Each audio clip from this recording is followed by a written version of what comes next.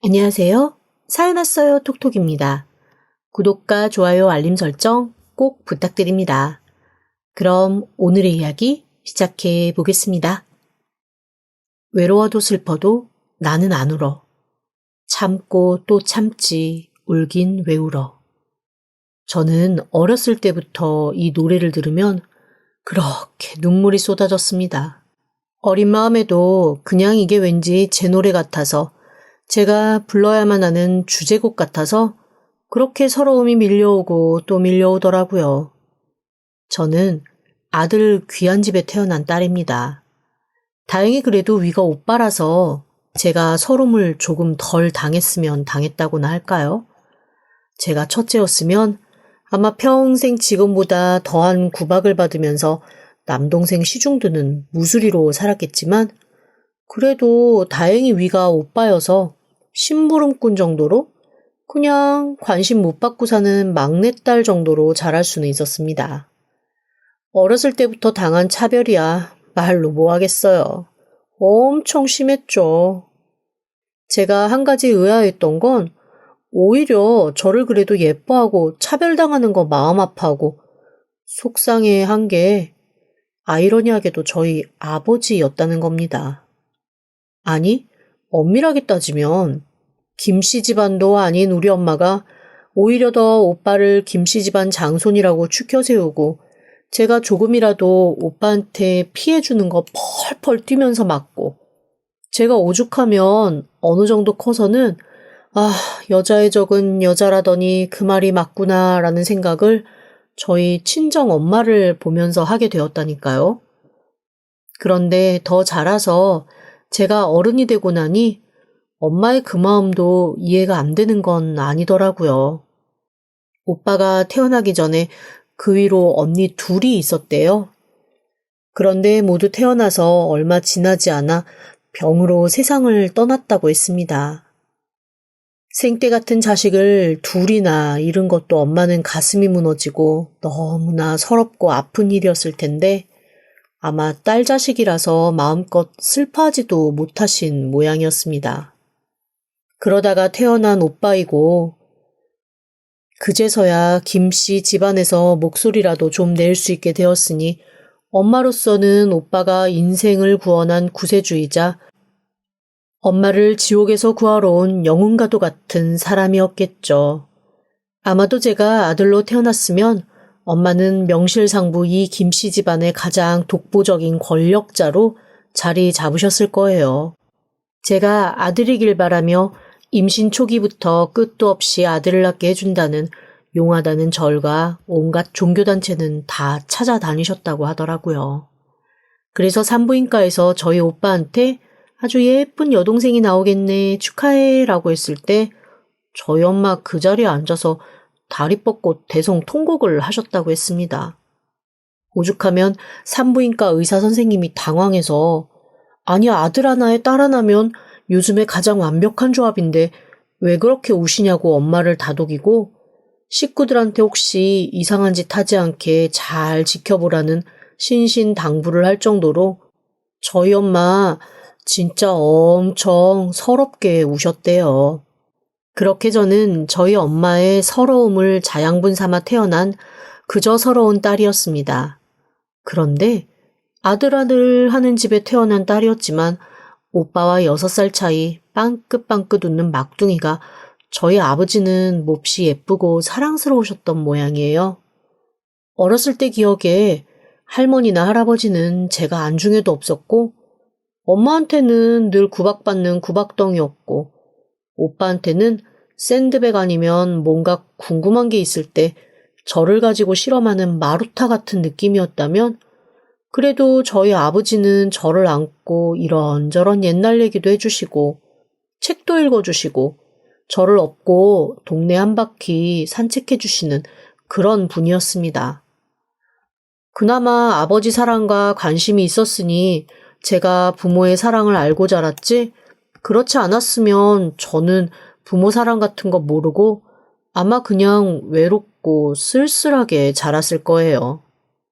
아이러니하게도 저희 엄마가 너무나도 싫어하는 고모들은 그래도 자기네들이 서럽게 자란 기억이 있어서였는지 저한테만은 오히려 잘해주셨습니다. 오빠는 자칫 잘못 건드렸다가는 괜히 한 소리 듣는 존재지만 저는 그래도 예뻐해주면 싫은 소리는 안 듣고 꼭 냉정하게 구박을 해도 미운 소리 안 듣는 편안한 존재였던 거죠. 그렇게 불균형한 어린 시절을 보내고 저는 생애 처음으로 엄마 아빠한테 큰 반항을 하며 처음이자 마지막 일탈을 했습니다. 바로 대학을 가는 거였어요. 제가 대학을 가야 될 딱 그 시점에 저희 오빠가 뭐에 바람이 들었는지 군대 갔다 와서 유학을 가겠다고 있는 대로 난리 생떼를 부렸거든요. 그것도 어디서 주워들었는지 미국, 캐나다 이런 데도 아니고 프랑스 파리로 영화 공부를 하러 가겠다고 하는 겁니다. 어린 제가 듣기에도 딱 겉멋들어서 무슨 이상한 영화나 다큐멘터리 보고 허파에 바람 들어서 하는 소리인 것 같았는데 저희 집에서는 전혀 다르게 받아들이더라고요. 어쩐지 어렸을 때부터 예술적 감각이 뛰어나더니 이게 다 영화 감독이 되려고 그랬나 보다라는 얘기와 함께 그래도 귀한 집 자손을 어떻게 외국으로 혼자 보내겠냐며 온 집안은 난리가 났습니다. 제가 볼 때는 그냥 파리에서 유학 핑계로 그냥 조금 자유롭게 놀다 들어오고 싶은 것 뿐이었던 것 같은데 집에서는 아주 한 걱정 시작이 된 거죠. 유학비가 만만치 않게 들 것 같았으니까요. 결국 엄마는 너무나 당연하게 네 오빠가 유학을 가야 되니 너는 대학도 포기하고 그냥 공장에서 일하면서 오빠 뒷바라지 하라는 얘기를 자연스럽게 하시더라고요. 아무리 반항을 해봐도 소용이 없었습니다. 오죽하면 그때 당시에는 합격 통지서가 집으로 우편으로 날아오기도 하고 전화로 오기도 했는데 엄마가 혹시 우편물로 날아오는 합격 통지서를 족족 찢어버릴까 제가 우체국 앞에 줄을 서서 대신 받기까지 했으니까요. 결국 저는 두 고모의 도움으로 간신히 첫 학기 학비와 가서 딱 한 달 머물 방세를 얻어들고 야반도주하듯 집을 나오고 말았습니다. 어느 학교에 입학했는지도 말하지 않았어요. 그저 쌩하게 도망갔을 뿐이었죠. 그렇게 반년 정도 집과의 인연을 끊고 학교 생활을 하고 있는데 어느 날 학교 앞에 아버지가 서 계시더라고요. 순간 다리가 얼어붙었습니다. 이대로 집으로 끌려가면 어떡하나, 끌려가서 공장 다니면 어떡하나, 지금이라도 아버지를 못 본 척 도망가야 되나 온갖 생각을 다 하고 있는데 그런 생각을 하고 있다는 걸 알아채기라도 한 듯 아버지가 빠른 걸음으로 다가오셔서 저를 꼭 끌어안고 이렇게 말씀하시는 겁니다. 아이고, 이 녀석아. 네 아버지가 너 찾아 안 다닌 학교가 없었다. 그래도 어떻게 네 고모가 슬그머니 귀뜸해줘서 네 엄마 몰래 왔어. 얼마나 고생이 많았냐. 아버지한테는 얘기를 좀 하지 그랬어. 어? 아버지 그렇게 못 믿어? 아버지 죄송해요. 근데 나 진짜 학교 너무 다니고 싶었어요. 알지. 그런데 자식이 공부하겠다는데 안 도와줄 애비가 어딨냐. 네 엄마가 그렇게 얘기했어도 아버지는 너 학교 보내려고 했다. 한 번만 논의하지 그랬어. 네 고모도 아주 나한테 혼쭐 났다. 아니, 이 험한 세상에 여자 조카애를 어디 사는지 어느 학교에 갔는지 알아보지도 않고 덥석 돈 달라고 돈만 줘서 내보내는 고모가 세상에 어딨어. 아버지, 고모한테 너무 뭐라고 하지 말아요. 그래도 고모 덕에 저 학교도 오고 다 한 거예요. 알아. 그러니까 내가 이렇게 너 어디 있는지 얼추 듣고 온 거 아니냐. 그래도 네 고모가 네가 신촌 언저리에서 집 구하는 것 같다라고 슬그머니 알려줘서 신촌 일대 학교라는 학교는 내가 앞문에서 한 달, 뒷문에서 한 달 그렇게 서성이며 너를 내가 찾았다. 우리 딸내미 이렇게 좋은 학교 다니면서 아버지한테 말도 못하고 자랑도 못하고 얼마나 속상했어? 그 얘기를 듣는데 갑자기 눈물이 왈칵 쏟아졌습니다. 저 진짜로 그랬거든요. 남들은 좋은 학교 다닌다고 부모님이 동네 잔치도 하고 여기저기 자랑도 한다는데 저는 그런 것도 없이 정말 몰래 누가 나를 잡으러 올까봐 두려워하며 학교 다니는 것 자체가 너무 서러웠던 시간이었으니까요. 아버지의 그 말씀 하나로 저는 모든 게 다 풀리는 느낌이었습니다. 아버지는 그날 저에게 두둑한 돈 봉투를 하나 내미셨습니다. 이거는 엄마도 모르고 오빠도 모른다면서 아버지가 너 믿고 주는 거니까 학교 졸업할 때까지 이 돈 가지고 학비도 하고 만약에 장학금 받아서 학비를 절약할 수 있으면 이걸로 앞으로 사는데 도움될 수 있게끔 잘 모아두라고 하시더라고요. 당시로서는 정말 큰 돈이었던 1,000만 원을 저에게 쓱 밀어 넣어 주셨습니다. 그 당시에 1,000만 원이면 작은 아파트 한 채도 살 수 있을 돈이었거든요. 아마도 아버지가 평생 모으신 쌈짓돈 중에 일부거나 아니면 가지고 있던 땅 중에 일부를 파신 게 아닌가 싶었습니다.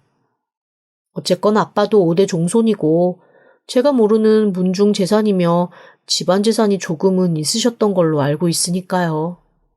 저희가 대대손손 여자 자손들한테는 뭔가 물려주는 게 거의 없고 아버지 때서부터인가 고모들이 간신히 작은 땅덩이 하나 정도 상속받는 수준이었거든요.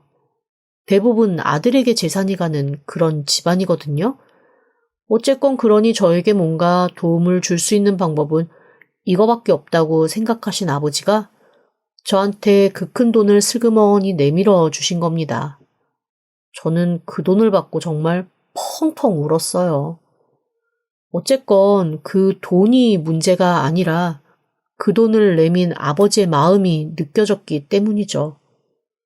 그렇게 아버지는 저한테 돈을 내밀어 주고는 슬그머니 집으로 돌아가셔서 그 이후로는 제가 먼저 연락하기 전에는 먼저 연락을 하지 않으셨습니다.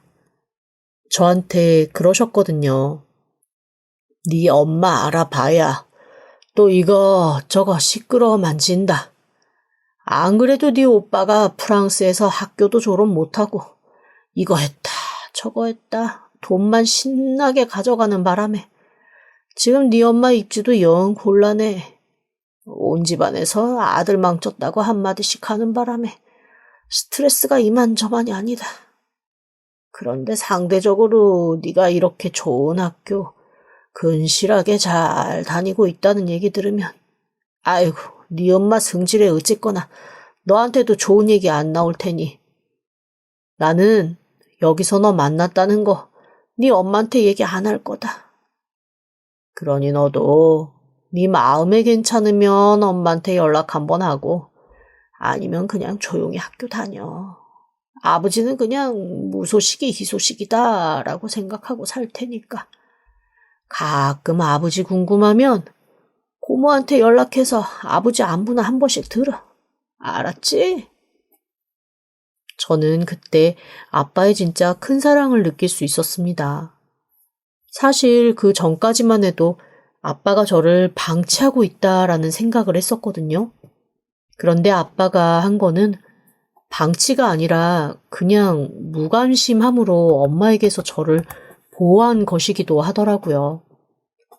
아버지의 말에 알겠노라 고개를 끄덕이고 저는 그 이후로 고모를 통해 조금씩 아버지의 소식을 알고 한두 번씩은 밖에서 아버지와 만나 개인적인 시간도 가졌습니다.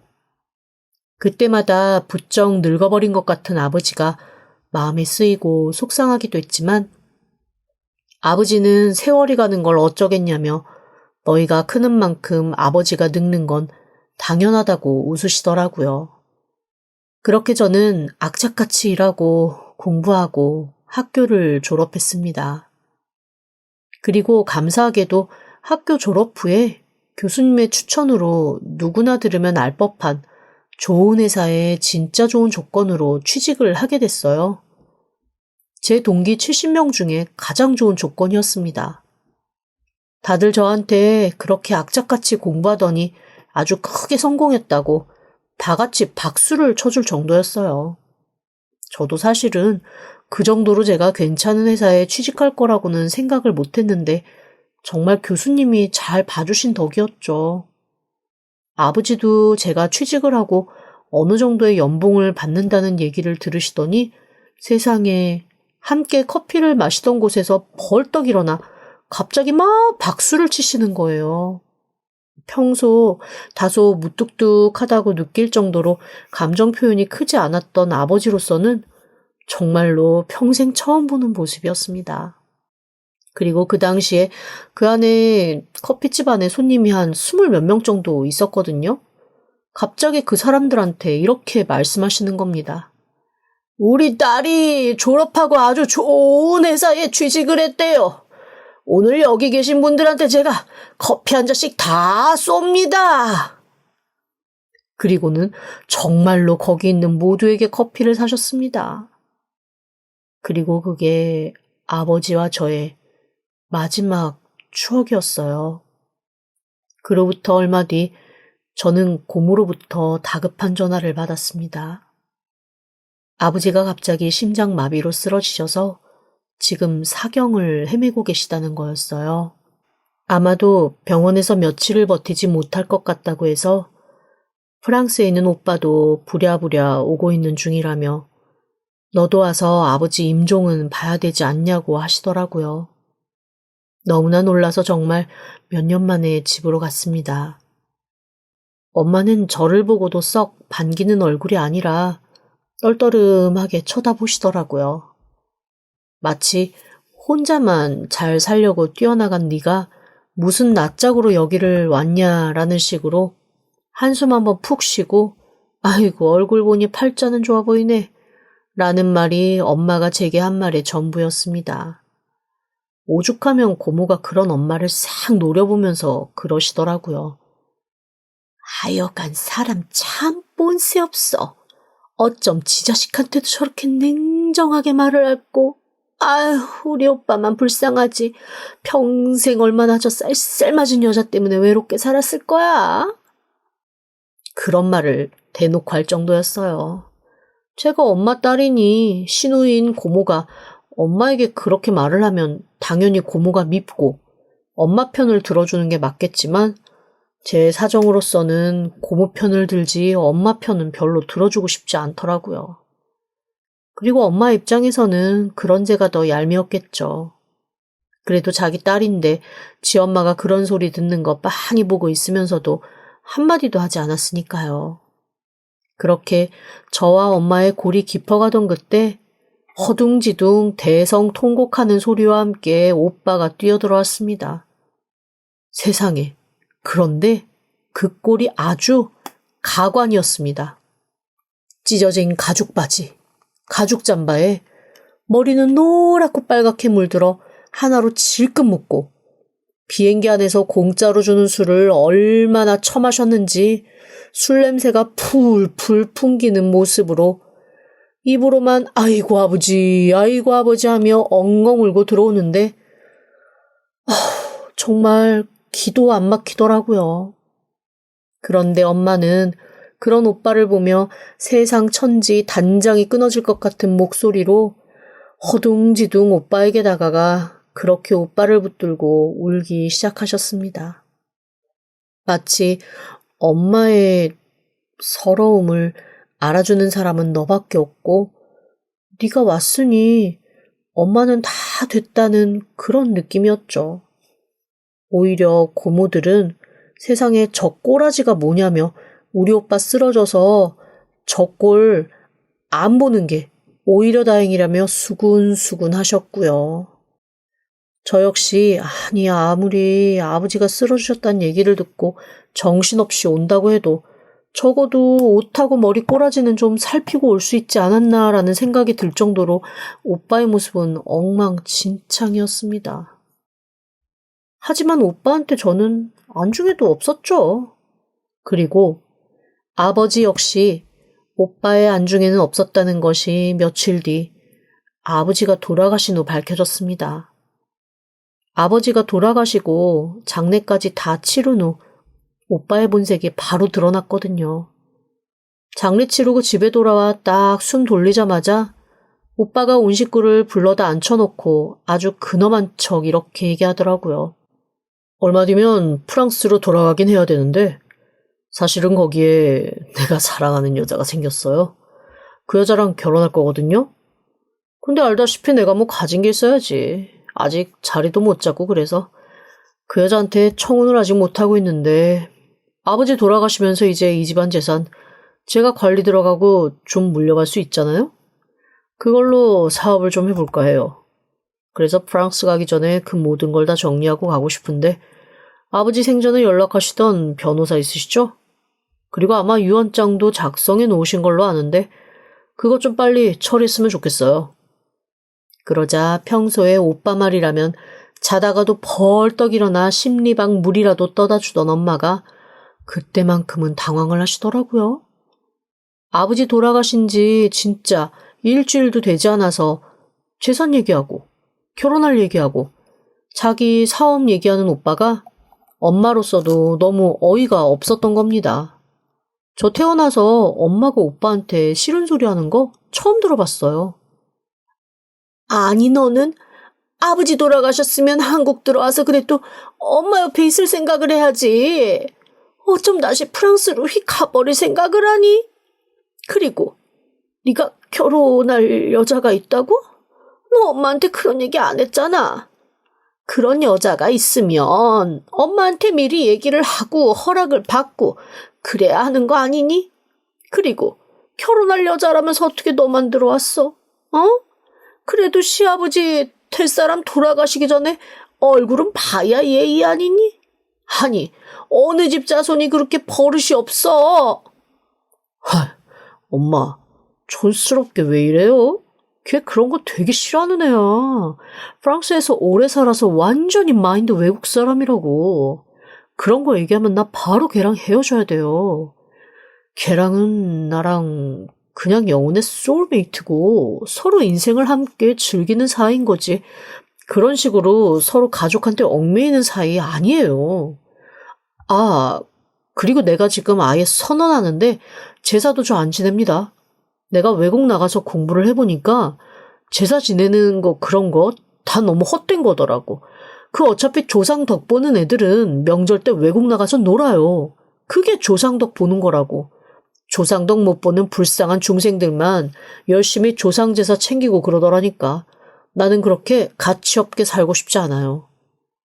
그러자 거기서는 엄마도 기절초풍하게 놀라면서 오빠한테 큰 소리를 내시더라고요. 그러면서 이렇게 말씀하셨습니다. 아니, 장손 의무를 다 하지 않을 거면서 아버지 재산은 왜 탐내?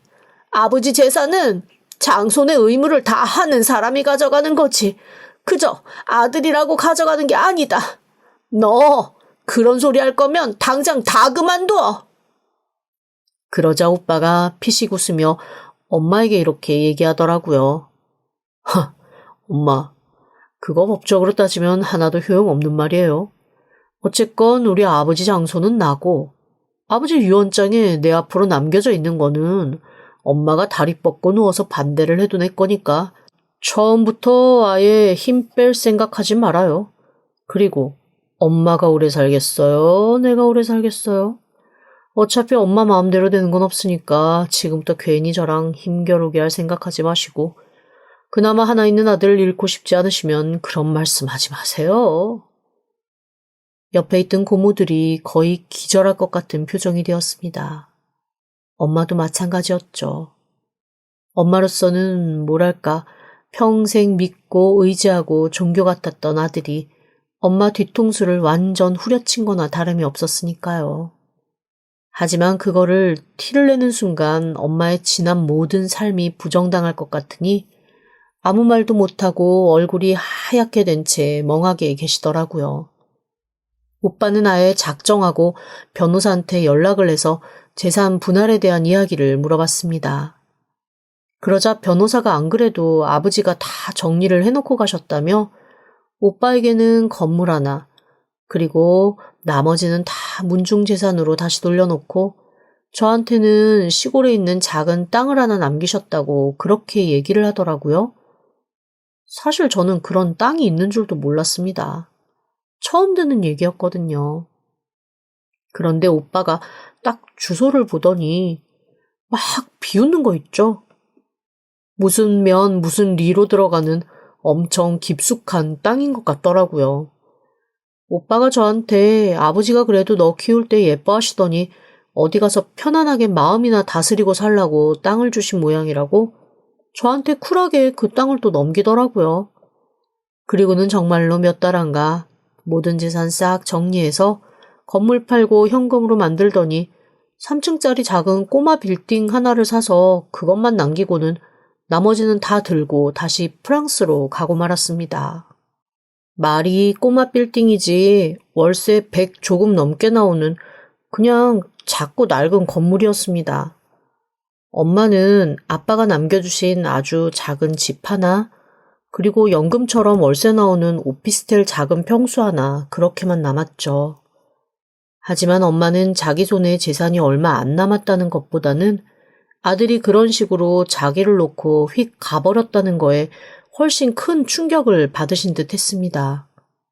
나중에 고모들한테 들었더니 엄마가 우리 아들 덕에 노년은 프랑스에서 파리쟁처럼 살게 될 것 같다고 입만 열면 자랑을 하며 혼자 문화센터 가서 프랑스어도 배우고 막 그러셨대요. 오빠가 당연히 엄마를 모시고 살 거라고 생각을 한 거죠.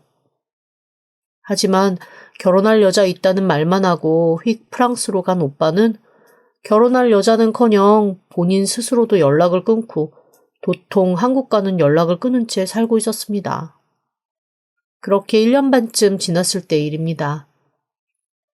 그동안 저는 아버지가 물려주신 그 땅과 사랑에 빠지고 말았습니다. 풍경이 엄청나게 좋더라고요. 나중에 정말 다 힘들어지면 여기 내려와서 작은 집 하나 짓고 고즈넉하게 살면 되겠다라는 생각을 하며 농막 하나 짓고 차분히 그 동네 분들과 교류하면서 오도이촌 생활을 했습니다. 주말에는 그곳에 가서 생활을 하고 평일에는 다시 서울로 와서 제 직장 생활을 하는 삶을 살며 행복했죠.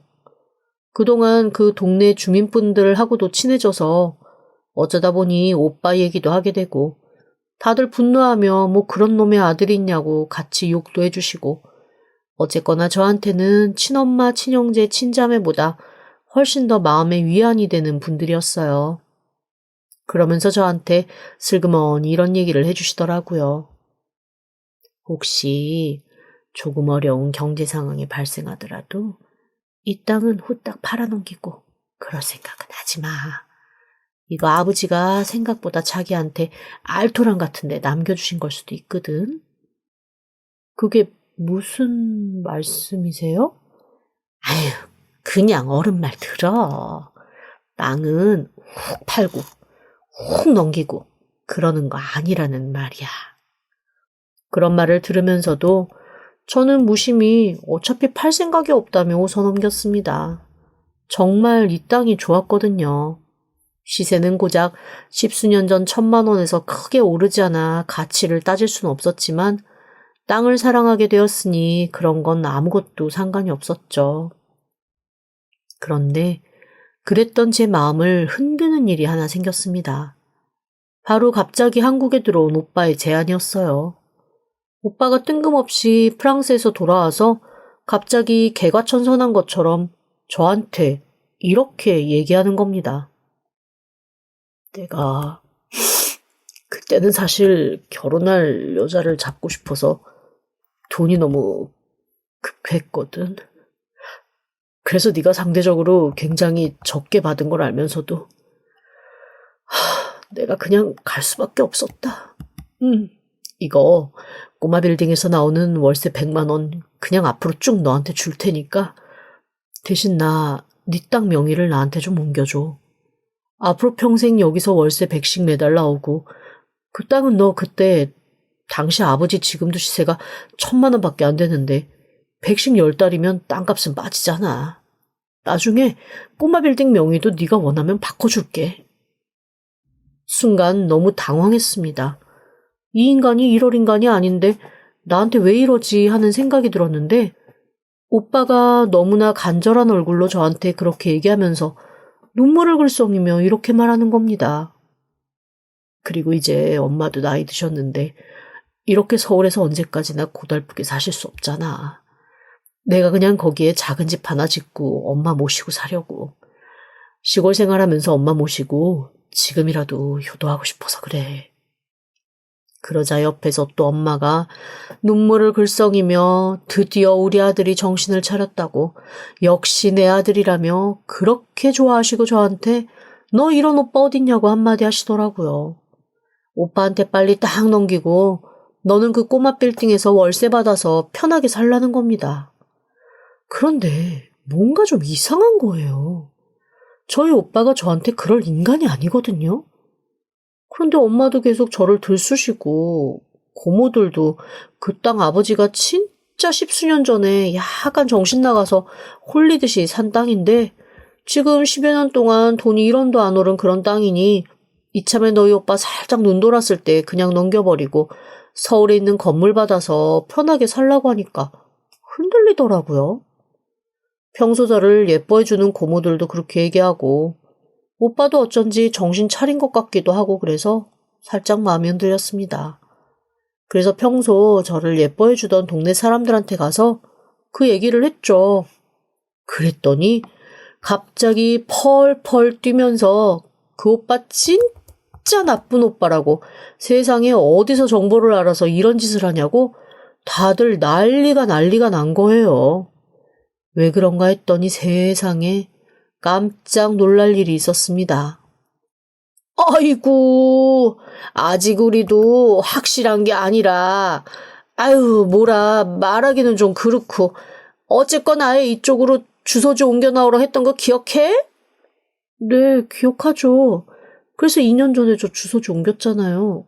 그런데 그건 왜요? 자기가 외지인 같았으면 그 말도 안 해줬어, 우리가.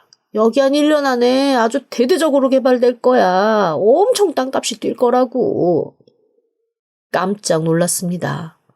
아버지가 저한테 남겨주신 땅이 1000평 남짓되는 땅이었거든요. 그냥 정확하게 시가를 말할 수는 없지만 당시 제가 물려받았을 때는 1000만 원 정도의 가치가 있는 땅이었는데 아니 그게 갑자기 5배, 6배, 7배, 조만간 10배, 20배까지도 뜰 수 있겠다는 정보가 마구 들어오기 시작하는 겁니다. 그제야 동네 사람들이 빙긋웃으며 저한테 얘기를 해주더라고요.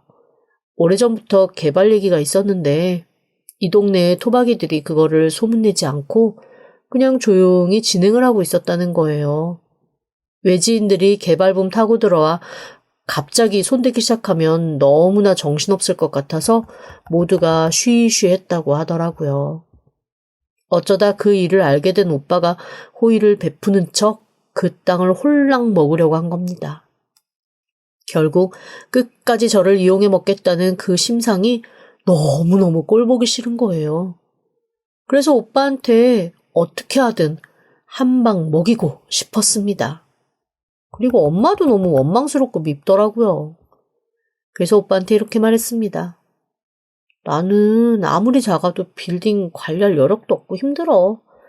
그냥 차라리 그거 팔아서 돈으로 줘. 아, 그래? 그럼 내가 얼른 빌딩 팔아서 돈으로 줄게. 야, 너 진짜 큰 돈 벌었다. 어? 그 빌딩 팔아봐. 빌딩 팔면 한 세금제하고 그래도 한 3, 4억 나올 것 같던데. 너 큰 돈, 목돈 주겠다. 야, 1000만 원짜리 땅 넘기고 3억을 손에 쥐는 거니까 얼마나 남는 장사야. 너 오빠 잘 만나서 큰 돈 만지는 줄 알아? 나 같은 오빠가 어딨냐? 그런 얘기를 하길래 그냥 그러려니 하고 넘겼습니다. 오빠는 큰돈 만질 생각에 신이 나서 집도 팔아치우고 자기가 세금도 다 내고 아주 그냥 깔끔하게 정리를 하더라고요. 그리고 저한테 돈 입금하겠다고 계좌번호를 물어보길래 제가 그때 이렇게 얘기했습니다. 오빠, 나 생각이 바뀌었어. 나 그냥 아버지가 주신 1000만 원짜리 땅 유지하고 살래. 생각해보니까 아버지가 나 생각해서 주신 건데 내가 돈에 눈이 멀어서 그렇게 획가닥 하는 건 아닌 것 같아.